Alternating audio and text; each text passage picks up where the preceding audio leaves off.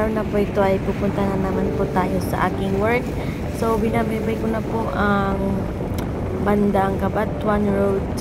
So, ang lamig. Mahamog po ngayon. Parang nasa Baguio lang.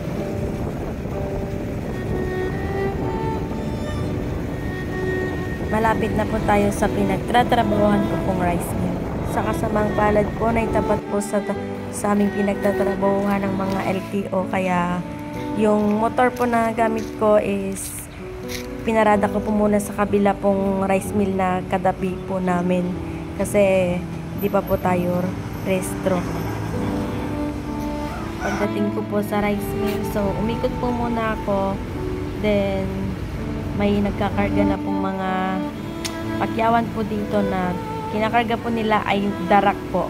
Yung ito po ay binabiyahe po nila sa Bulacan, ang sa pagkakalam ko po. Kaya sa mga may buyer po ng darak, chat nyo lang po ako para update po namin kayo. Pagdating naman po sa presyo, kayo na po yung mag-uusap dun po sa boss po namin. At pumunta naman po ako dito sa bandang may mga nagkakarga po ng bigas. So yung bigas po ibibigay po to nila sa Manila po. So kahit wala pong magbanta yung bigas, okay lang po.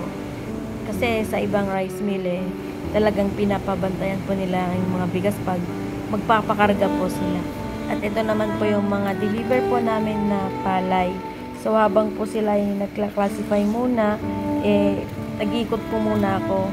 Mamaya ko pa po timbangin kapag approved na po sila sa pagkakasunduan po nila na presyo po nila. At ito na po yung deliver po namin na palay na tapos na. So, mag-weigh out na po siya. Magtitimbang na po siya na walang laman. Ito na po yung susunod na timbangin ko po na palay para madiskarga na din po siya sa likod. Kasi i-dryer pa po ito nila kasi sariwa po itong deliver po nila from Cagayan pa po.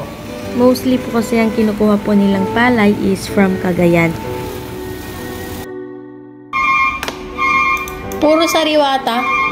Puro sariwa? Sino ahenteyo? Sino ahenteyo? Si Bobby. Sir Bobby.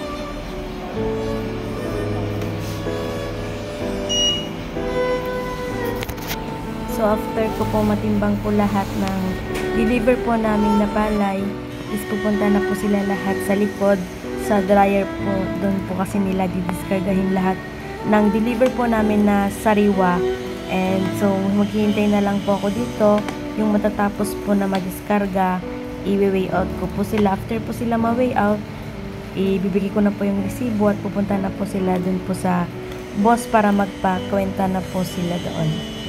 At kapag wala naman na po matimbang, stable pa rin po ako dito kasi dito po ako nakatoka na magtrabaho sa truck scale po. Kaya thankful po ako kay Lord dahil dati po sa pinagtatrabahuhan ko is all around po ako talaga doon. Share ko lang, kaya hanggang dito po muna ang video ko.